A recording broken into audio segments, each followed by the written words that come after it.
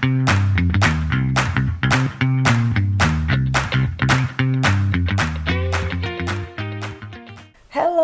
Hi! And welcome to Girlsplainers. Yes. Episode 7. Episode 7. Recorded on a very, how do I say it? A very sad looking Sunday. You want to say sad looking, but I would just say like cozy. Sweden in October. Yeah, that's true. End of October. Like yeah, end of October. So what were we going to talk about today? Yeah, what are we going to talk about, Liga? Yeah, I think it was a topic that I suggested that also somehow came through many places and people who listen and just like the topic that's been coming up a lot lately that we've discussed a lot also behind the camera and without the microphones on is the complexities and like the depth of female friendships. So I think that's going to be the deep topic of today. Exactly. And then we're gonna talk about Love is Blind. Yes. And like we said before we started recording, we have made no notes. No notes, but a lot of opinions. A lot of opinions, so it's just going to be like a volcano eruption. Exactly. Of discussing the second part of Love is Blind. We haven't talked a lot about it almost at all. We have just exchanged memes and Instagram posts. Yes, we've consciously decided not to speak about it before we meet here, because I think it's going to be a lot more interesting. Exactly. But before we go and just go all deep and everything, I was just like, haven't met you for a week or something. Yeah, a couple of days. Yeah. So it's been a while. Yeah, so it feels like it's been a long time. Exactly. It feels like a long time. So tell me, what's been going on with you? Like, what's up? Yeah, I've been at home. I mean, I was waiting, actually longing for a little bit of rain, so I don't feel forced to go out to kindergarten or to playground. Yeah. And stuff like that. And I got it served. So I've been watching a lot of Disney movies. Oh, nice. Yes. It's been nice, and I've been trying to get into like a workout routine, and I've been telling you this about it, and I have to share it because we don't gatekeep information. No, let's not gatekeep. No, but I've started doing the Reformer Pilates, which is this Pilates on those like crazy looking machines. And so cool. I love it. I was the first, because trying something new is always very intimidating. And you come in like a kid, like the first day of, when you change schools. But it's so fun. I definitely recommend anybody who is willing to get themselves through this torture. Yeah. But it's so fun, it's so rewarding. And then the second thing I've been trying out, what that is new, is this bar. Yeah, bar.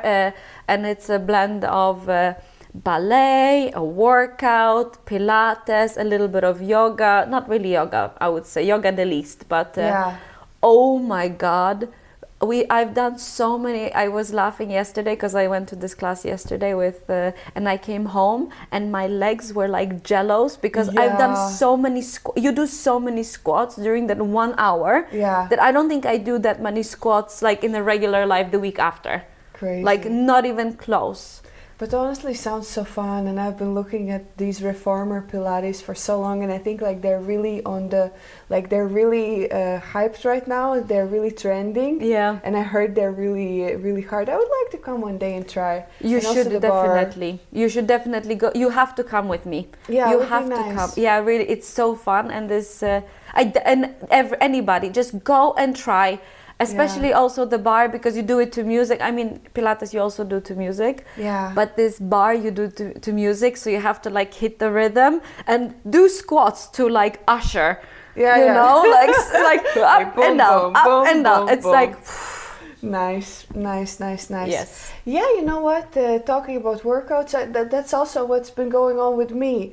You know, after moving apartments, trying to find some new routines, there's been a lot of going on when it comes to the actual, just my routine. Just trying to find the right timing for everything and picking up boxes. Picking up boxes and waiting for deliveries, and it feels like never ending, but it's a blessing. I'm not complaining.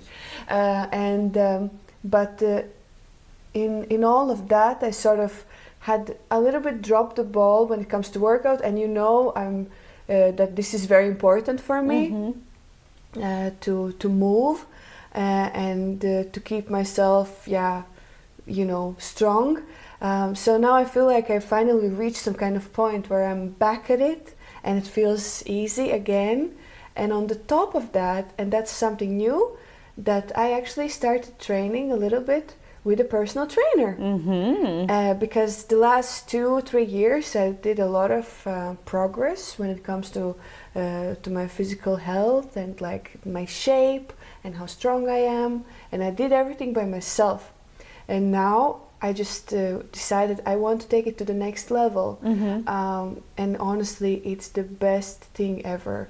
Having someone to look exactly what you do and how you do and tell you exactly what you do right and what you do wrong, like, it's such a good investment. So I would say it's worth considering something like that. And so yeah, let's see how I look 1 year from now. But no, it's actually, the whole point is to keep the muscles. The focus is very much on keeping the muscles, not losing the muscles, longevity, and having that power, having like this inner power that also has to come, from how you feel. So that's the whole idea. But I think it's really good going to a personal trainer as well, because sometimes you do the move and you do it slightly wrong, and you're not gonna get any result. Or you can actually do more damage than you do good. So it's actually, that's really smart to do it. Exactly. And he came up with all the sets and everything that I need to do, exactly what I need to do. So instead of just like finding out something on the internet, and in fact I found out that actually before that I've been training maybe a little bit too much, because right now all the strength training, he told me that 3 times a week, and each time I have like certain groups of muscles, so I'm not training everything all at once. It's perfectly enough. And I think I was just maybe overdoing some things as well. So I think that's also very, very, very, very kind of reassuring that you don't need to do like 5-6 times a week to actually stay healthy and strong. So yeah, I'm really excited, and it's really nice to get back to the routines. And also, I really like running, and I'm exploring my neighborhood and running outside. So that's cool. Nice. So yeah, that's the status. Yeah. And yeah, take me with you to Reformer Pilates someday. I will. I definitely. Now they started to actually, because it's a brand new studio, so now she hired a couple of people. Yeah. So now it's on the weekends as well. Because if when she was by herself, it was, you also want to keep work-life balance, even though it's her own studio. So so now she hired a couple of other people. So I think it's gonna be a little bit more classes for sure, and it's really fun. So nice. Yes. And I'm sure after that you feel like muscles in your body that you didn't even know that existed. Yeah. And it's like I saw on the internet like the Pilates shakes. Yeah. And you really get those Pilates shakes because you work out muscles that you have most likely never worked out in some ways before. Yeah. So it's really interesting to do, like, it's so fun. It's so fun. Nice. I recommend it to every single person. Nice. Okay, yes. I will listen to your recommendations too. Yeah. But yeah, and that's how it sometimes is. Like, you get the best recommendations from friends. Yes. And that kind of brings us to the main topic of one of the topics of today, about female friendships. Yes. What comes to mind when you think about that first? Like, yeah, that's a good. What comes to my mind is actually what you said a couple of weeks ago. What you said is like, when I've been in deep shit, there's always been a woman that has like picked me back up. Yeah, actually I did speak about that. Yeah, you said it, and it stuck with me because I'm like, yeah, that's so true. Yeah, I remember I said it out loud in the event where we went. We were at some women's event. We'll tell about it later at some point. Yeah. But But it really is like that when something really hit you, it was always women that lifted you up somehow, somewhere, or protected you, or gave you an advice, or showed you an example. So it also just shows how important these friendships are, and how much they actually contribute to the quality of our lives. We spoke a little bit before we started this episode about how things are maybe changing when you're girlfriends in your 20s or like mid-20s, and how that evolves when you're in your mid-30s. And the first thing that comes to mind is like that I think at that point it's so much easier to kind of like get together with people. Like it's easier to find friends. But I think the focus is more maybe in life to like meet people, to go out, to connections, exactly, party, have fun, exactly, and at that point I feel like quantity always has been a little bit more over quality, because you just need someone to go to a party, you need to know someone to get to some kind of place, or you want to go to some kind of party and somebody invited you. Like 3 shots in, you're already best friends with someone. Random girl in the bathroom you'll never see again, or sometimes you actually sometimes you do, But it's true, right? It's like a lot about quantity over quality. I also think maybe the maturity plays a role, because when you're in that age, and of course everybody's experience is different, but when you compare like mid-20s to mid-30s, in mid-20s, you're still searching for yourself. You're still searching for your tribe. You still have insane amounts of time on your hands. And kind of that YOLO attitude, you know? Kind of like, okay, well, if you're like besties, and it's easy to become these besties with whoever, you know? You're kind of like open yourself and let a lot of people in, and it's just kind of like a revolving door. Yeah, but it is the bigger the circle, the better. How many friends do you have? What do you do this Friday, next Friday? Who can you call spontaneously and hang out with? Exactly. And there's a lot more spontaneity. And then I think once you move into mid-30s, you are way more focused on the quality, because you have less time. You kind of also are more protective of your peace. You also more selective of who gets access to your life, and what kind of quality there is in this relationship. It's not just about something superficial. So I think I don't know about you, but I gotta say, friendships in my 30s I enjoy so much more. Right. And they're much deeper, and I feel like because I feel like also when you look for friends in your 20s, you just look for like who's nice. Who's nice to hang out with, and who's nice to fill the void of time a little bit. Right. It's kind of like it doesn't have that much of a depth. Exactly.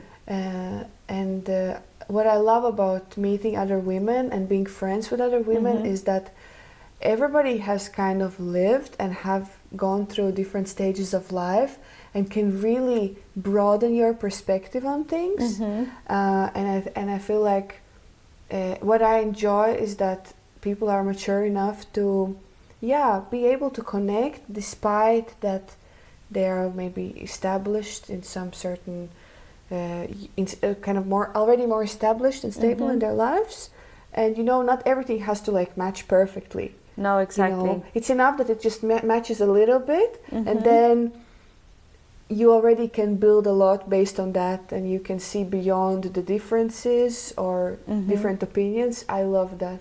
Yeah, and I feel like also in 20s, you're usually on the same stage of life, but in your 30s, it's a little bit of like, okay, this person has gotten married in their early 20s, they have kids that are older. These people have younger kids, these are pregnant, these are single, these are, you know, freshly divorced, these are, you know, in school or like killing it in career. Exactly.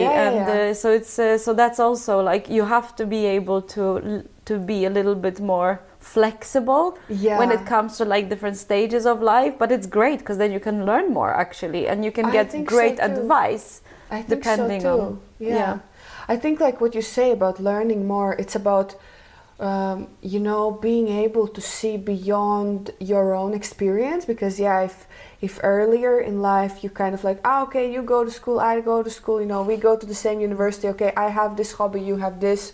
Perfect. You like Florence the Machine, I like Florence the Machine. Okay, we're besties. Exactly. And now it's all about like actually like valuing other people's experiences, seeing their wisdom of and that they actually have had several lives before you've encountered them. And they base their support or their advice based on those many lives that they have already lived. Like, how amazing is that, right? Yeah, exactly. And bring different perspectives, because we all have experienced different things, so it's a different perspective on different situations and stuff. What do you think about these, like, how do you see those different perspectives manifest like in your friendships, and how do you navigate them, like, you know, because sometimes it can be someone really excited for you and thinking, wow, great. Sometimes people can be a bit more skeptical or like have a different experience or maybe some kind of prejudice or fears. Like, how do you experience that? I feel like we've actually talked about it before, and I feel like it's really like we were talking about and I find that that's something that I think is really important, the friendship non-negotiable, or what do we value in friendships. And I feel like that's very much one of the things that I really value in friendships is honesty. Because you want to have a friend that will be honest with you. And you know, sometimes you bring in to the table, here is my issue, or this is what happened, and this is where we are at now. This is, you know, you explain the whole situation, and you want to have somebody's perspective, and you don't want your friend to just be blindly saying like, oh, you go girl, you're doing great, or you absolutely right, and he's the asshole. Exactly. He's definitely the asshole, and how dare you, you know, this and that. But you have friendships that are honest and be like, okay, I understand your perspective, but have you thought about this? Or, you know, or okay, maybe he did sound like an asshole, but I don't feel like the meaning was to be an asshole, or you know, whatever the situation. Exactly. So it's not just about relationships, but like a lot of things. A lot of other things. But that we have our blind spots, and it's good to have honest people around you that can tell you like, hey, I see your perspective, but have you thought of this? You know. I agree 100%.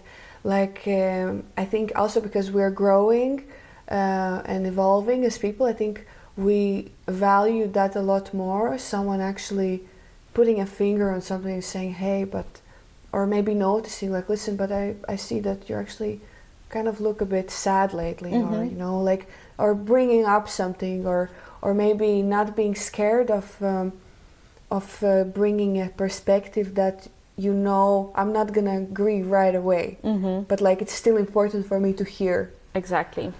It's gold, you know. And I think that's what makes the friendships non-superficial.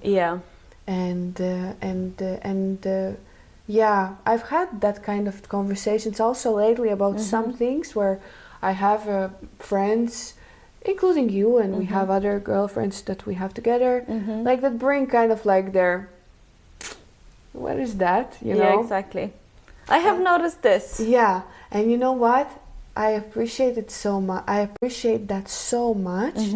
And what is the best is that even at that second when you don't feel like that you want to hear, you know that these people are 1000% on your side. Exactly. And it gives you that reassurance that they're on your side. And I've almost felt like at some points that you and other girls that we're friends with, and my cousin that is my closest friend, and a couple of other friends that I have, feels like everybody just like standing like in a circle around me, like trying to, you know, protect me from some kind of things, you know. What a blessing, I think. Yeah. It is. And you can only do that if you're brave enough to say to your friend, what about this? Yeah, but it also can be scary because you don't want to be the friend that is just like, hey, what about this? And then you get like, oh, how dare you? You know, because there are people that can take it this way. Absolutely. But I think that do you have to react so defensively? Yeah, exactly. That's also something that the job that you need to do on yourself. That's true. And it also is a reflection maybe of, okay, why do I have to be so defensive? Or why is it so that my friends cannot come and tell me? And I think that's what is amazing about the women's friendships, that if you have enough of like maturity, and if you've done enough of inner work, you can have so much good quality friendships. Yeah. Because it's like always this back and forth, you know. And I think we as women, we need it so much, because if we're lucky, we have our partners at certain points of our life, and those partners also bring a lot of perspective and a lot of quality relationships, a lot of quality conversations, and, you know, decisions and, you know, directions in life. But I feel like having women's friendships on the side is so important. Also for the quality of your romantic relationship, I feel like that. Yeah, exactly. Or like, your family relationship, because you always have like that separate road that you can take and maybe ventilate, or like you have mentioned in the previous episodes, like kind of come in and blur it all out and be like, I don't understand, you know, we have this thing and we have that thing, but I don't know, am I overthinking, am I overreacting? And then you have people who will like, no, everything's fine. You get reassurance that you're thinking right, and you're not crazy, and then you can kind of put your thoughts and together with your friends, put your thoughts like in the shelves, and then you can go back, you know, to your relationship and be like, okay, calm, happy, you know, instead of like being isolated or scared or worried. I think it's so important to have that. Yeah, I think so. Also because I think men have a different perspective on life, and it is, and I think that's why female friendships are also important, because we go through similar experiences. We understand what it feels like to have a period, and every 28, 29 to 32 days, you know, to go through that roller coasters of emotions and stuff like that. And, you know, the pressure of the society, that all the insecurities, all that. There is that understanding that comes like from this fundamental understanding. Exactly. So I think so too. But what do you think? What are some non-negotiables for you, other than that? One obviously I completely agree with what you say. I think that's why we are friends. You know, possibly. One thing that I've noticed, and that's about maybe making new connections, because I'm always open to make new connections, even though circle is getting smaller and you are way more protective of like who gets access to your life and to your inner world and your vulnerability, because you have to be vulnerable when you want to have a genuine connection. But I'm always open to new friendships as well, and I feel like I'm really open to widening my friends group always, if it feels like a real connection. And one thing that for me is important, that person is not like putting you on some kind of pedestal. I've sometimes experienced that also, even from women, that they just think like, oh my god, you are so amazing, and wow, and like, let's be friends, and I can't wait to like catch up with you and stuff. And I feel like when people put you on a pedestal, it's also very easy for them to throw you down from that throne, because they kind of have some kind of direct idea of who you are, and they kind of like you and want to be with you because of some kind of idea of who you are. Yeah. And I think it's important that people really are curious to get to know who you are, and the ones that, you know, can tease you a little bit about your flaws and like kind of make fun of you because you always do some kind of stupid thing, but at the same time always value and say thank you for, oh, okay, thanks for listening, or thanks that you picked up the phone then because I really needed it, and, you know, thanks for not judging me. Like for me it's also like that people don't judge, and because I think that it's so easy to like be like, oh my god, what is she thinking? Yeah. You know, but having also that self-control from my side towards my friends, giving them the grace and saying, hey, they have a completely different stage of life right now, they're experiencing this in this way, and that's why they're dealing it with in this particular way. So I try not to judge, really, and also it's so important that people don't judge me, you know, because sometimes you bring ugly things up. Yeah. That you're not like bringing out to somewhere. No, exactly. I think being honest with who you are. Yeah. And like meeting each other, like, okay, you are here, as you said, and then also like accepting people for who they are. Yeah, exactly. But I feel like it also comes with like maybe not, and I don't want to, well, let me just think how I phrase it, but like to take the friendship of what it is and take the person for what it is instead of expecting something from that friendship, other than just being friends. Yeah, you know? Exactly. Because I feel like some people can just like expect to just like take and not be willing to give back, and that's also not so nice to be in a friendship like that, when you feel like, okay, I'm giving, and I'm not receiving anything in return. Yeah. You know? It's like playing tennis, you know, you hit the ball and you want someone to hit the ball back. Exactly. Okay, you can do a couple of times, you know, from your side, but like if the ball is not coming back, it's kind of like, okay, well, then I have to go and find someone else to play with. Yeah, exactly. And of course, life is complex, and timing, and like we talked about, the stages of life and priorities, they often can mean that there are maybe points in time where you have to give more than you get, but it cannot go on forever, or it cannot work. It doesn't work like that always. You also have to get something back, and so and but it's a cool thing to have someone to actually support you and be a cheerleader. Yeah, exactly. And we talked a little bit about cheerleading. Like, what is important for you if you would have to like define how the cheerleading from your from your friends would look like for you? Yeah, that's a good point. I think the important thing is that your friends are cheering you on, but as I said before, like, don't blindly cheer me on. Don't say whatever I say. It's just like, yeah, you go, girl. We hate him now because he must be an asshole because you said so. Or you like know? this fake positivity that is like this, oh my god, you're great no matter amazing. what happens, and stuff like that. It's like, no. Don't do that. As I said, like, honestly, just be honest, and then be... don't be an asshole about it. But like, bring the perspective, a new perspective into how the situation is looking for me. That's what I would say. Yeah. Because like I hate that fake, like, oh my god, you're amazing.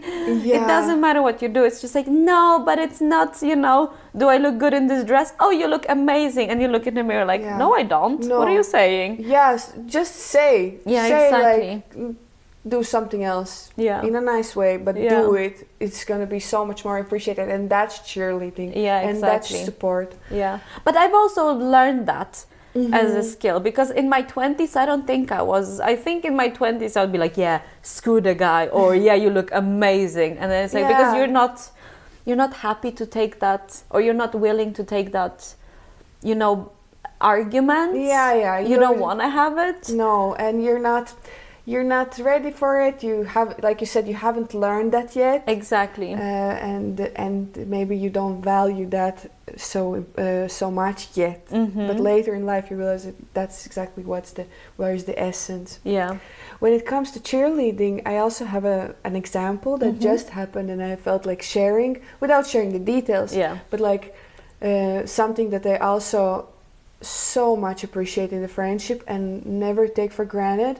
But you know, it's the type of cheerleading when, well, some really good milestone happened for me last week, and one of my friends, she's also your friend, but she was so supportive, and she was congratulating me, and she was like, oh my God, so great for you. And it was just this genuine joy that you see and feel from a friend, and you want to share it because something good happened, so you want to share it with someone who really claps for you and roots for you. And having received that support and knowing that actually it's maybe not the best days for her, that maybe personally she herself is actually going maybe through a couple of rough days, and she still finds time, energy to, you know, clap for you because something good happened for you. Even though, you know, to me that is like the definition of like a true grace and true friendship and love, actually. That comes from like a loving place. Yeah. So for me, like, that meant really a lot. Yeah, I think it's really important, and I think that also touches upon a little bit of what we talked about, is what we don't want in a friendship, and that's jealousy in a bad way. Yeah. And I think that's also touches a little bit upon that. It's not like she would be jealous, but it's like being that, like, it doesn't matter how I'm feeling today. Like, what great for you that you have done.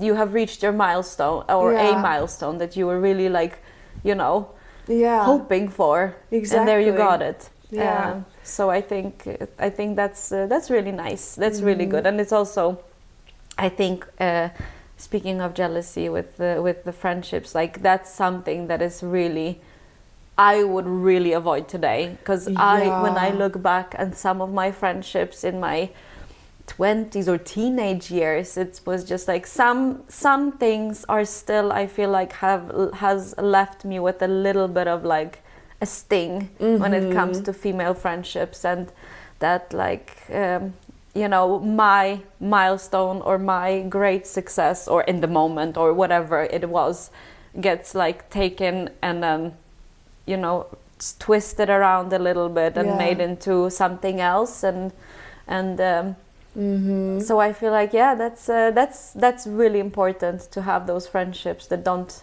have that. Because yes, that's the thing about connections with women, like, and obviously you live and you learn and you explore that connection, and however it came up in your life, because we meet people in a different ways and on different paths. But there is this ugly side, that it is this comparison, some kind of jealousy, but it, you know, and when it, like, this hurts most when you didn't detect it early enough. Exactly. You know, because sometimes everything can be like really smooth and nice, and how are you, and what's up, and let's go and let's do. And then, you know, something twists and you're like, oh, no way. Yeah. I didn't expect this. Like, oh no. Yeah. And sometimes you even like try to like look past it and think like, maybe I'm just like, but then you realize, sometimes happens that that people that you have let in your lives maybe don't entirely support you. Yeah. I have also literally seen some people almost like unable to hide their smile when seeing me fall. Oh, yeah. But that's also great to see, because then you know exactly who needs to be filtered out of your life. Yeah, but that time is hard when you realize it, and then all of a sudden you think, okay, now this is not a safe space anymore. Now let's retract. Yeah, exactly. But that is exactly that feeling. This is not a safe space anymore. And you're like, yeah, how you decide to retract, or how do you decide to address that or not address? Yeah.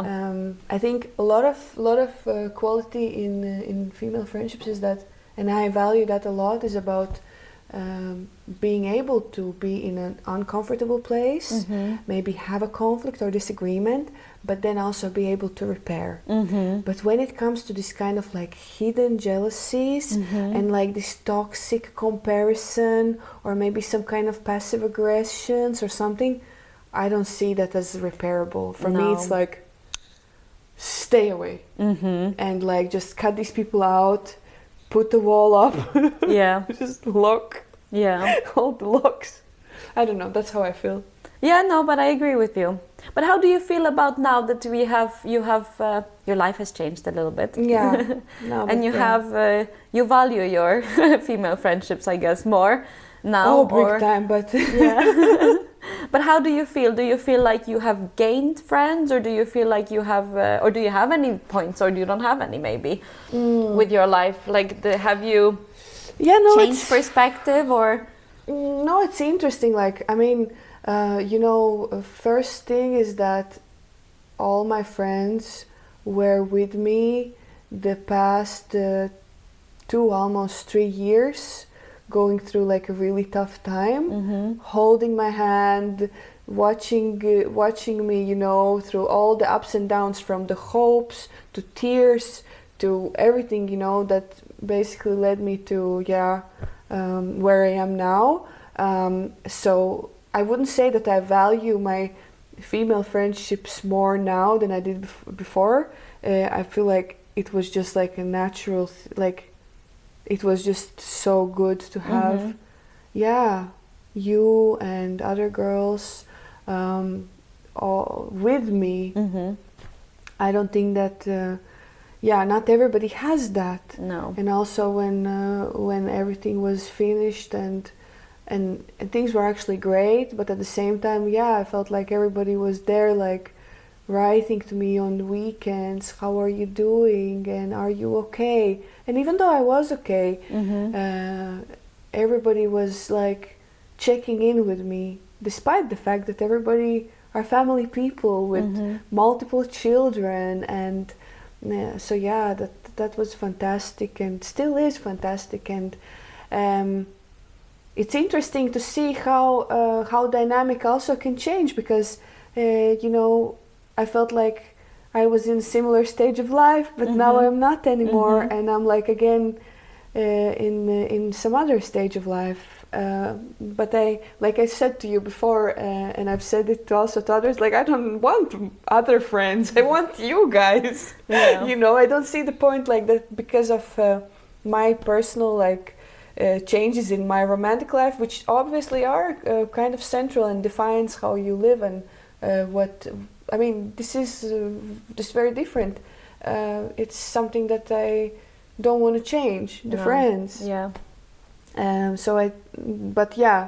This is so important to have that support, and also, especially when you also share more of what has happened, and then things come up also from friends who are like, listen, actually that happened to me as well. Yeah.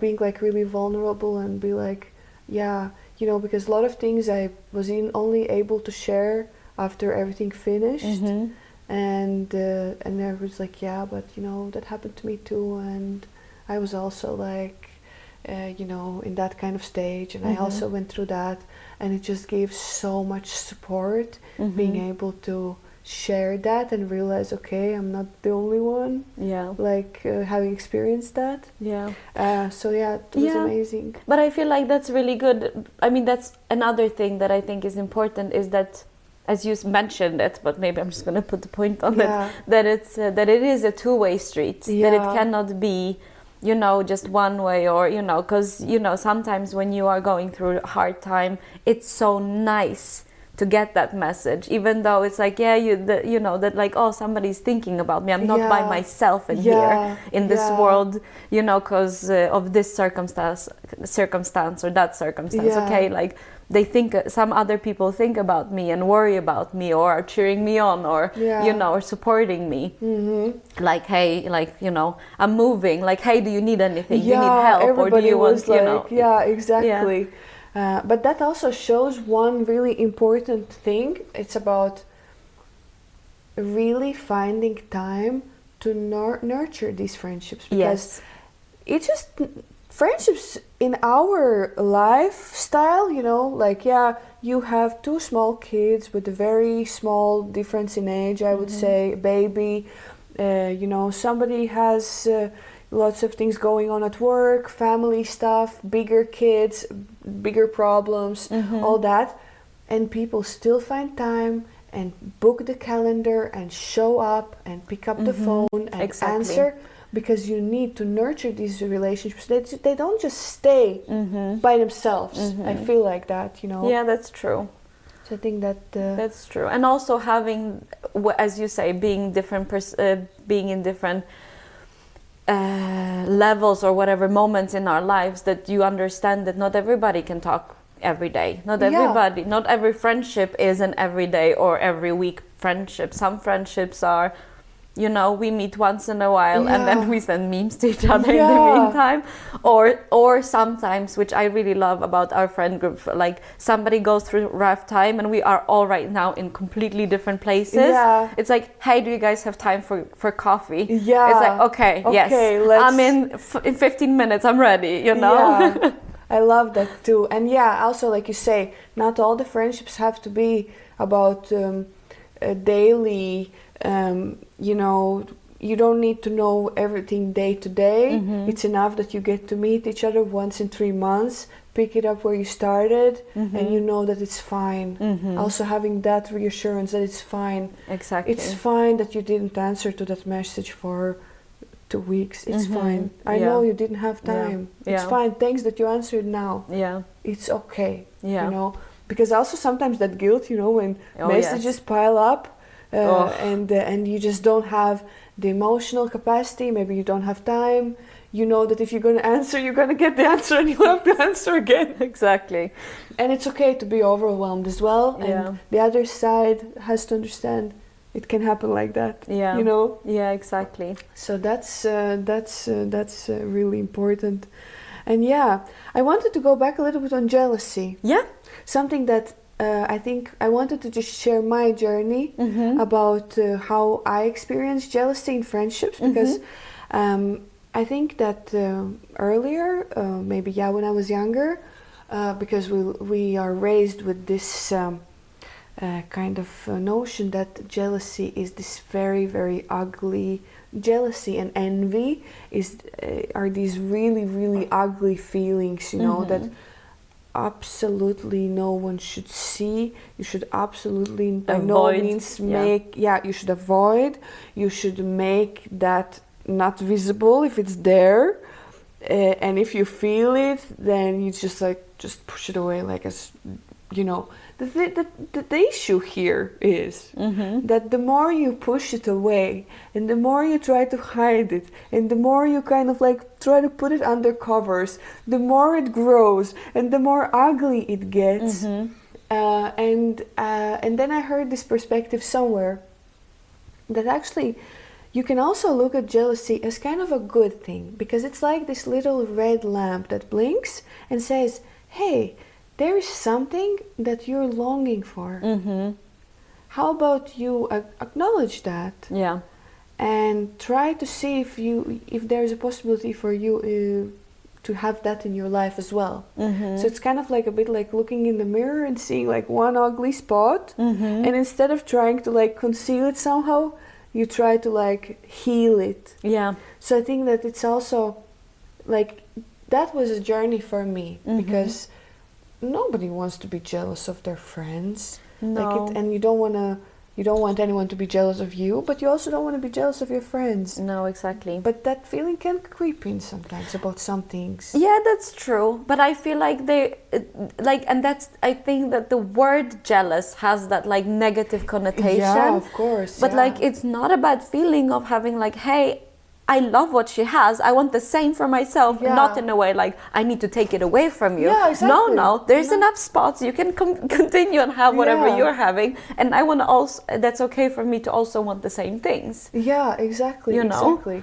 But yeah, sometimes it just it's not a nice feeling to feel. Yeah. So you need to kind of let it be as well, and kind of release it and acknowledge it and be like, okay. Yeah. Here we have a little indication that there's some work to be done. Yeah. Sometimes it's easier, sometimes it's not.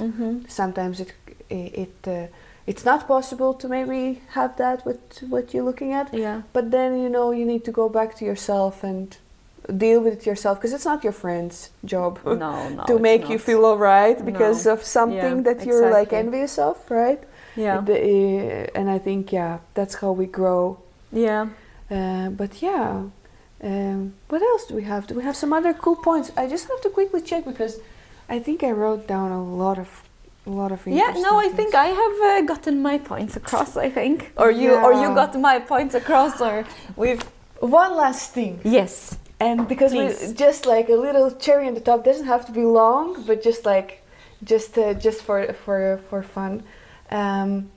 We talk a lot about how important it is to have female friendships, and I swear to God, so important. And I'm just so grateful for the women that I have in my life, and I feel like I'm really, like, I can say I'm a girl's girl. Like, really, I love to hang out with different women, girls.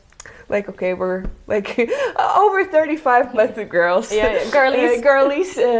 But that brings me to like one fun point. Do you think men and women can be just friends, and how does that look like? That's a good question. I feel like men and women can be friends, but I feel like there's some things or some thoughts that can never happen for that friendship to be genuine and real. Yeah. Or maybe, I mean, from my experience, because I don't know, but I have a couple of male friends that are like family to me, or have always felt like family. But maybe it's because we've known each other since I was a kid. Yeah. You know, so I have a couple of male friendships that I really cherish, and they are basically like real. But I feel like there's a lot of male friendships that were not male friendships. Yeah, right. Yeah. But then at the same time, there is also a lot of female friendships that were not female friendships. Yeah. But what do you think? Yeah, this perspective, I've also changed a little bit my perspective, because now when you mentioned the examples, I also have a couple of guy friends that I would like also like almost put in a category of like family. Because they've been around or in the friends group for so long, and obviously like I care for them and they care for me in a certain level, but there is a but. But I feel like there is always, if I think back of all the friendships I have had with men, and still have, that are only friendships, I still tend to pick out friends with qualities that I would actually value in a romantic partner as well. I know it would never happen, and it's not like you just put this person like as a, just in case, or kind of, but and I actually later saw some kind of TikTok or Instagram video, about it, that people actually do pick opposites, like the friends of opposite sex, but they still choose it after the qualities they would also choose in a romantic partner, because you still value the same things. Yeah, exactly. And then, like you say, it's kind of like, So it's really blurry, and I would say... But I also feel like the friendships with females you also pick based on like who you want to hang out with. You know? Yeah, of course. Who you want to spend your time with. Yeah, but well, in that kind of very traditional way, there's no next level you can bring in your female friendship. There could be. There could be, but yeah, I understand. But you know, yeah. And when I think about like friendships that I've had with certain men, like I would lie if I wouldn't say that some kind of other thought haven't crossed my mind. Yeah. It doesn't mean that I would act on that, like, you know, would this be like also maybe something in a romantic sense? But I would lie if I said, no, I would never have thought about it. Yeah. I would always have thought about it. Yeah. Like I wouldn't act on it, or usually it's because you're in a relationship or that person's in a relationship, so that's out of question anyway. Or maybe it's like a friendship that developed at work, or maybe it's like a completely different worlds. But like, yeah, I gotta say, like, I have to admit, there's always like the thought about like the romantic sense of it have crossed my mind. That's interesting. Yeah. I have had both happen and not happen. But I'm also very like, I don't know, I feel like sometimes I'm in my own head too much, or I'm in the reality of things too much. Yeah. Or maybe, you know, the only way how you can be friends with a man, and then like you can only see it from your perspective, is that maybe you tried something romantically, it didn't work out, but like you have a lot of things in common, so you get to be friends together, but like you know that particular part isn't like, there's no way happening, and then you can be like lifelong friends. You scratch that itch and you're like, it's not happening. Exactly. Then you can be friends. Maybe I think, but interesting. And I think like I don't think I would have admitted this, you know, 10 years ago. No. I would be like, of course you can be friends, and what are you talking? No, 10 years ago I would say never. With some exceptions, but no. But now when we think about the romance and love, oh my god, let me just put the names here. Like I said, I need to have a sip of water here, like every time the Love is Blind is discussed. Are you ready? Oh my god, don't know. So moving on to the next. Love is Blind. Love is Blind. We have seen up until weddings. You've seen the weddings happen. I've seen everything. Okay. I've seen everything. Yeah, okay. Good. Except the reunion that we're going to talk about next time. Oh I'm my longing for this reunion. I really want to see what kind of disaster we're going to see. Unravel yet again. I mean, can it become more disastrous than it was? But okay. Yes. Point by point. Let's start general feeling. My general... can I start? Because I've been holding it Go in. for it. No, my general feeling is, what the hell was that? What was that train wreck unravel? You know, stop by stop. I mean, I don't even know. I was just like, I was watching it, and I said last time, Joe was not into Madison. And I liked Joe. Like, he was a little annoying, but I was just like, it wasn't like, I didn't have negative feelings towards him. It was more neutral, and I was just like, I see your perspective. You don't like her physically. You're trying not to be an asshole. You say it, but every time you say it, you kind of are like, uh-oh, like, I've said it, uh-oh. But now I'm just like, oh my god, I just dislike you so much. And I feel like he just came to the show just to get famous. And I even feel guilty talking about him because I'm giving him what he wants. With his mustache today. Have you seen his, like, the latest look? No, I haven't seen his glow up like yet. he looks like a pedophile from from 80s movies. Like right now I'm just like, Joe, stop it. And you're trying to be the good guy. You're an asshole, okay? You don't like her because for whatever physical features, you're an asshole. Admit to it, and let's move on. Let's just call the things for what they are. Yes. You know, for me, Joe was kind of an ick, and I was laughing so much when he met with Madison's family, and Madison's mom was like, I have a pretty good radar for for red flags, I'm like, that radar needs to be adjusted right now because... I'm like, where's your glasses? Yeah, because, no, for me, he was way too immature. And also, like, it raised the whole question for me. We're trying to get married at the age of 27. Why? Why? Yeah, because he's not. No. He's there to get fame, and now he's getting it. I'm just like, no, like, Joe, like, I don't want to ever see his face again, except for reunion. After that, I never want to see his face again. Talking about people who want to get famous, I have a feeling that Ali also tried to... I think Ali is like this... she wants to become like a star, a celebrity. Yeah. No, she has features for it. She looks... She's gorgeous. No, she's gorgeous. Sweet. What do you think about Ali and Anton? Or do you want to say something more about Madison and Joe? No, we okay. Probably they might come up again. Yeah. Well, Ali and Anton.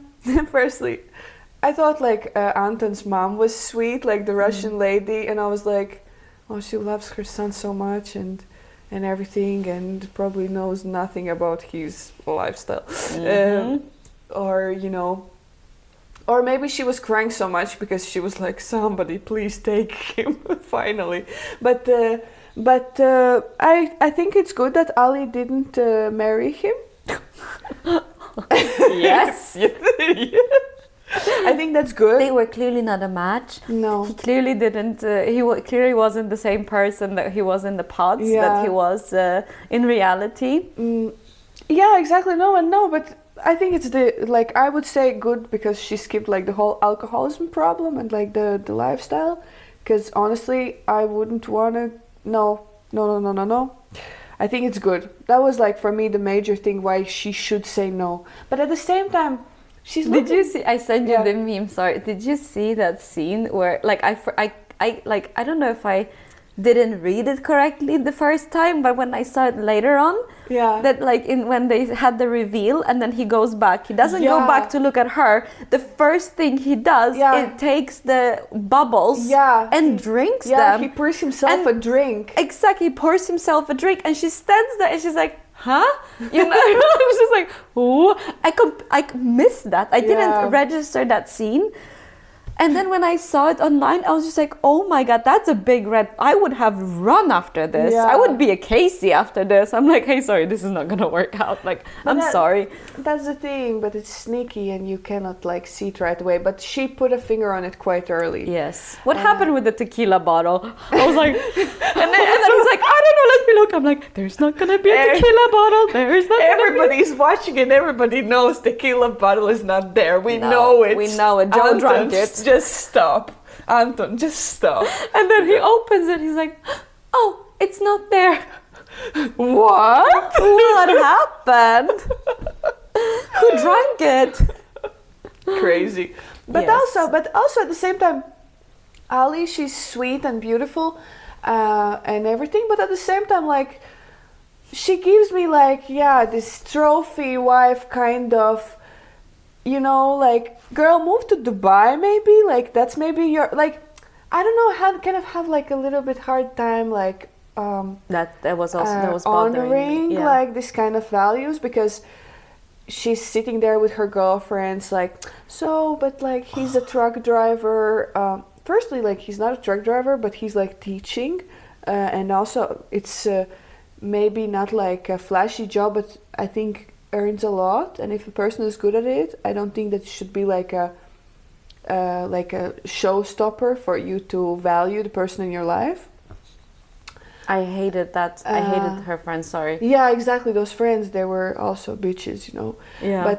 But also, like, I have a hard time, like, just, you know, thinking about, like, you know, you're gonna have to pay for my Botox and everything. What Botox? You're not even 30. Like, what are you talking about? Like, what is this shit, you know? Like, it's just like, I don't know where does this come from? Like, this new trend that women think that they're, like, kind of, that this is okay. I don't know. I thought like that part was very like, I didn't like the superficial part of her. Yeah. And she's like, oh, but I want to be a princess, and I'm just like, my parents paid for all of the things and I didn't have to do anything when I was studying. It's like, okay, but like, But then why are you trying to find a man? Yeah. Like, why are you trying to get married? Yeah. Then, like, go back to your parents and let them pay for you. Yeah. The Botox or whatever, and not have to clean or cook or do anything. Like, why are you trying to get married? Like, are you looking for a maid? Yeah. Or are you looking and a sugar daddy? Or are you looking for a sugar daddy? Yeah. Exactly. And it's just like, come on. Yeah. This is not, I was just like, I don't like these values. I didn't I was just like, I like her, she's cute and she's nice. And I liked her until that moment. But then also like, I'm sorry, but you judge people based on who their friends are as well. And I was just like, after seeing her friends, and he's like, ugh, but you have to judge him based on where he is now. And right now he's just a truck driver. And I was just like, and who are you? Yeah, exactly. What do you do for a living? Yeah, exactly. Let's pick that apart. Yeah, right. You know? Yeah. So that one for me was like with that Russian accent or whatever. Yeah, accent it was she a had. Russian accent. She was like, yeah. Not so to like, be judging, but not to judge too much, but no, but I agree. So actually, this was the first time. Like, no, not the first time, but like one of the women icks. Yeah. First ick was Casey for me. That was, but we already spoke about it. Yeah, And exactly. She might come on up in the reunion, so we can speak about her then. Hopefully. Oh, what do we have more? Edmund and KB or Calibria. Yeah. Okay. KB, thank God you didn't say. But she also was showing her not best colors as well. I was just like, woo! But I understand. Which points did like trigger for you? No, for me, like the party, I fully understood that she was upset and irritated, but when they were at the party and he was like, hey, I'm sorry, and the guy, like one smart advice or one smart thing happened, that somebody said like, hey, you need to go and apologize and like say, don't make any buts or just be like, I'm so sorry for this. And he goes there and she's just like, oh, whatever, like, I don't want to talk to you. Like, yeah, don't talk to me. Yeah, exactly. And then after that, when they went to that, they had a fight or whatever on the way to that scooter riding or whatever they were doing. Yeah. And then when she lost her shit, I was just like, whoa, okay. Okay. I still think it's good she said no to him. Of course. Because I think she would have a lot of problems on her hands. And yeah, the more I looked at Edmund, the more I saw that, he doesn't have that much self-control. I don't think everyone have like mental capacity to deal with so much emotions all at once. But I also felt sad for Edmund. Because I also felt sad for him. I felt sad that his mom wasn't there.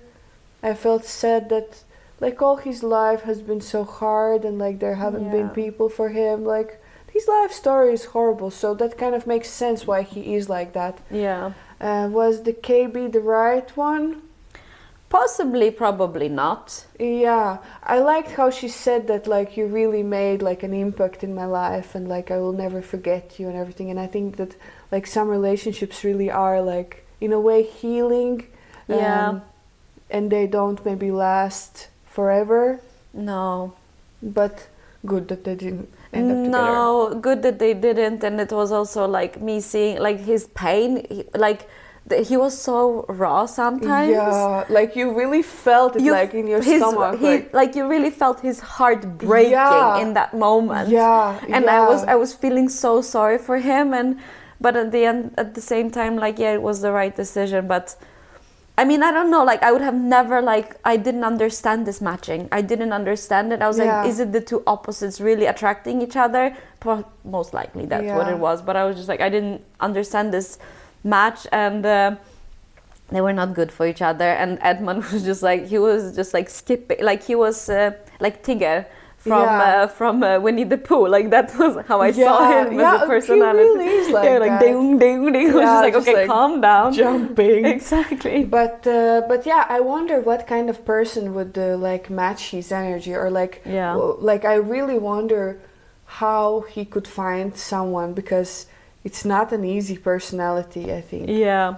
So but good luck to Edmund. Like I hope he finds. And KB, I really like her. Actually, apart from like a couple of things, Yeah. she was actually one of my favorite like female characters there. Yeah, but there wasn't much to pick from. Yeah, Let's be honest. Fair enough. Let's be honest. Fair enough. Yeah. Well, I also Sparkle Megan. Also, she had a couple of good things. Yeah, she did.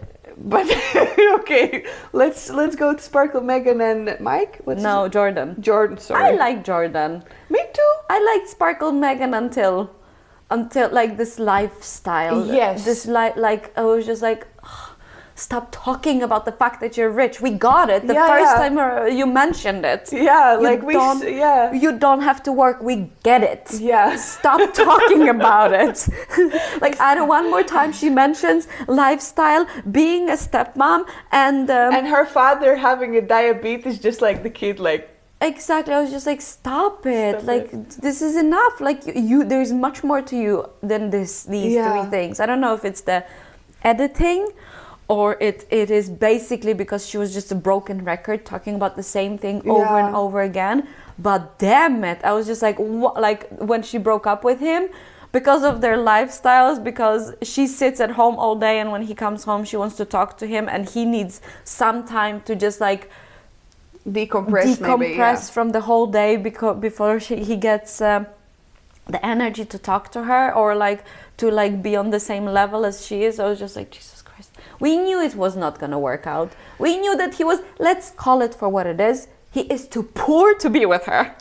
Yeah, which is actually crazy. Yeah. In general, their connection was one of my favorites because it felt quite mature. Mm-hmm. I loved that she picked a guy that is not her usual type, because her usual type usually didn't work out. Yes. And I liked him as well. And I think he also was kind of chill, like when she was like, yeah, listen, we're very different. He's like, how are we different? Like, what's the problem? Or like, you eat different foods than I do. You eat chicken and I like avocado. And it's like, okay, so fine, so let's eat different foods. Like, what's the big deal? So I think like Jordan had a lot more fluidity in terms of like how he connects with her, but she was like very, this is how I like, this is how I've built it, and like if it's not a match, then like she cannot adjust. So I think that was the problem. She was very rigid about that. Yeah, she was quite a lot more rigid than he was, and he was also quite honest of what his life was about. She was as well, but yeah, I think, but yeah, there was. I'm super like surprised that they didn't talk about these lifestyles, expectations already in the pods. But I feel like that's where I go back to what you said. What I've been thinking about what you said is just there's one thing of the idealization of who you are in a relationship versus who you are in reality. Yeah. And I think talking about what I like, what I dislike, what I am like in a relationship, what I am not like in a relationship is BS. Yeah. Because then when life comes in, exactly. Exactly. Sorry. No. Yeah, talking over you is just like such a hot topic. No, but it is because that's what you said, and I keep going back to it. Also with Anton and Ali, like that was like, okay, who you think you are in a relationship versus who you are in a relationship is two completely different things. Two different things, yeah. Yeah. But one thing that I picked up on Megan and Jordan was that, well, and that I think it's kind of fair, like that Jordan's like, yeah, I'm tired, I cannot speak, and she's like, yeah, but we're all tired and we're all exhausted, and maybe she's the kind of woman that like is used to like maybe push, and like she realized that she kind of pushed Jordan too hard as well, and it didn't match this energy, like the temperament or like the expectations didn't match. But and of course then the money, and that actually like kind of brings a little bit of a discussion, like how do you think in reality like this kind of huge income difference when men is taking in a lot less money than a woman, how do you think can it actually work, or can it not, or like I think it's so complex, and I don't want to reduce relationships to this like very old like traditional type of like, oh, the men always have to have more, or like, but this was kind of an example how it doesn't work. Yeah, but I feel like it was also because I feel like him having to go and work was an issue for her. Yeah. She didn't say it. Yeah. But she wants somebody whose work is more picking up the phone here and there all the time, but not being physically at a workplace. And I feel like it's fair, but she knew that. But she knew it, and we knew it all along. Yeah. So why wouldn't we just admit to it? And I also thought it was kind of crazy how she just immediately decided like to buy a huge house.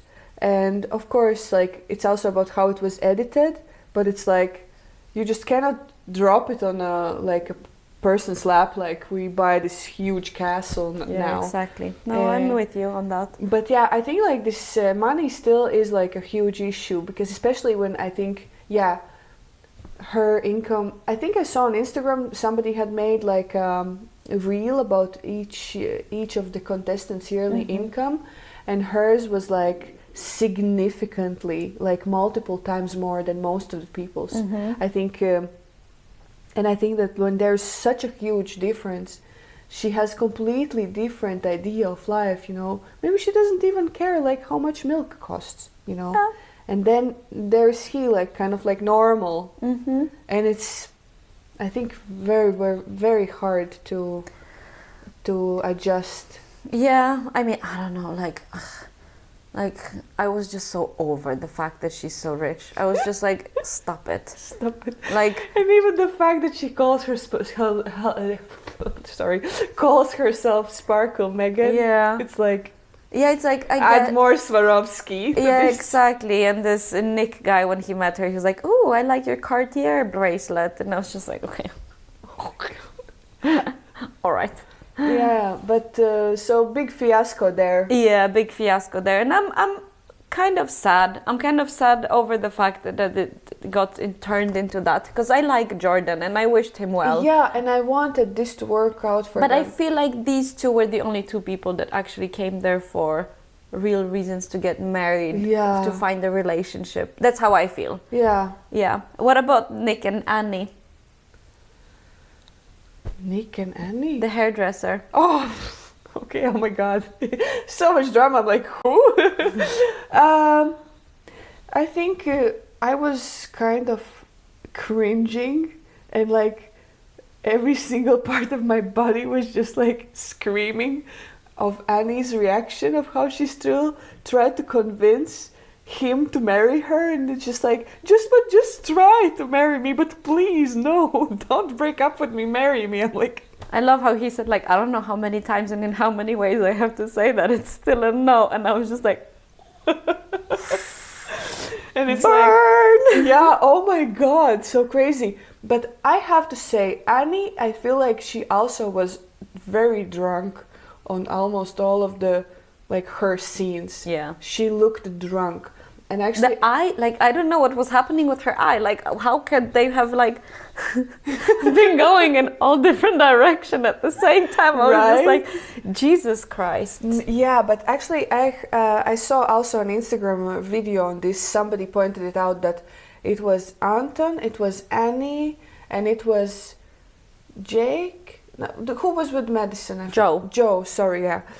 Those three, like, she said that this season there was really an alcohol problem as well. And I feel like when you are so, there's already like high stress, you have cameras on you, everything is planned, like everybody's exhausted, then there's alcohol in the mix. I don't think you're able to be sharp enough and like grounded enough to actually like react on these really high emotions. Yeah. And I feel like Annie's reaction about like when he said, I'm not ready for marriage and I think I need to, you know, stop this right here.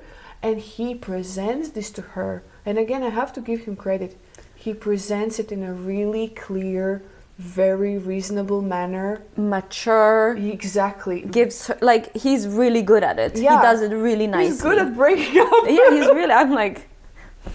Right, like, you know. No, but really like... And giving her grace at the same time. Because he's not saying, you do this. No, he's just saying, like, for me... As it is right now, I don't want to do it. Yeah. And there is no clearer way to say it. Yeah. So huge, like, kudos that how he did it. And he was very clear. And then she just came into this with like, no, just try. Like, how can you convince, like, why would you want to convince someone to try to marry you? Because you're drunk and you don't know what you're talking about. Yeah, you've lost completely. You think it's an argument where it's very clear it's not an argument. Yeah. Yeah. What the hell? Love is Blind? Like, I mean, I can't wait for reunion. I want to see what's happening afterwards, what kind of disaster, an explanation behind what they're talking about. I want to see it. I am so excited to see it. Yeah. This is for me, it's crazy town. This whole thing, it's like great TV, but amazing, like we're talking about people's lives in a way, and I'm just like, I feel sorry, but like cringe at the same time laugh at the ridiculousness. It's just like all of it. Like Annie's like, oh, I feel like you don't love me like I love you, and I'm just like, what are you talking about? Yeah, it's really crazy. Like, she's very anxious, like, do you love me, do you don't love me, no, you don't love me enough. It's like, calm down, maybe therapy. Yeah, exactly. Back to Annie. I mean, the way she reacted, and also like the way she was all the time, coming back and forth. Like, do you love me? Do you don't looks like you don't love me. I think you love me less than I love you. I mean, this anxiousness like really looks like she needs some work to do. But it was horrible to look at, and like. I don't know if I already said that, but like she seemed a little bit like drunk all the time. I think like it was crazy. She's crazy. I don't know. But yeah, the cast this season, like the mess they made. Yeah. The mess they made. Yeah, I'm traumatized a little bit. Really? Some people, but I saw, and I wonder if you agree, some people on the internet were going all bananas and saying that, well, cancel Love is Blind because nobody got married this season. But I'm like, please don't cancel. Yeah, but I feel like the concept of it, I feel like now people are joining just to be famous. Yeah. Most of them. So I wonder if we should do something else. With the same people, but like do something else. Because love is clearly not blind, and love is clearly lot more complicated, or maybe not love, but relationships and marriage. But yeah, maybe it's enough. Yeah. Maybe we've got enough. Maybe it's enough.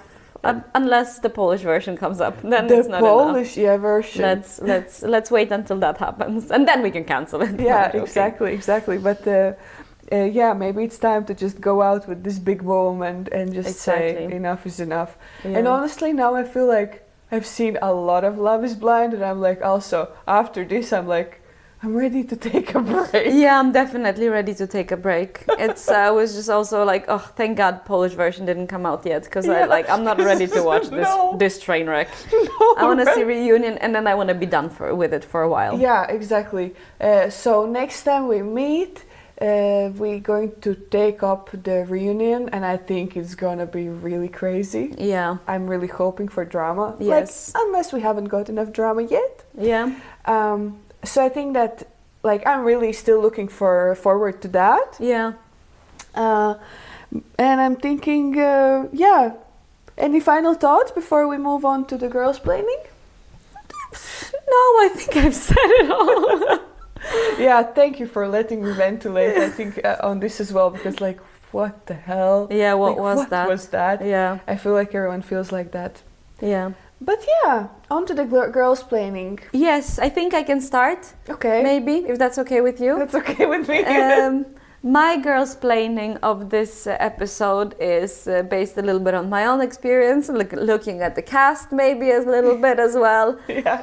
It is take a glass of water in between your drinks. Yeah. You know, water is really the key when it comes to drinking. Food is also the key, but like at least water. That's the least that you can amount of work you can put in.